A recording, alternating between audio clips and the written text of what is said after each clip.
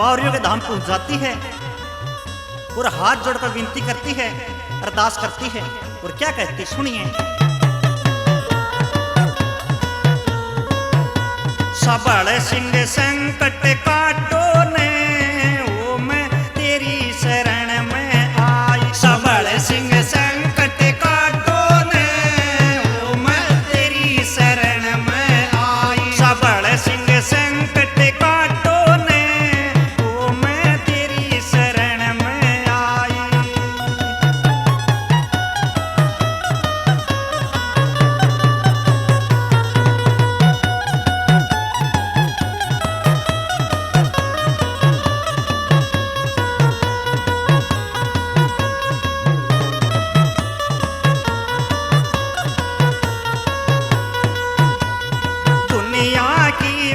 ठोकर खाली दुनिया की मन ठोकर खाली, रो रो के मन आँख सुजाली, रो रो के मन आँख सुजाली।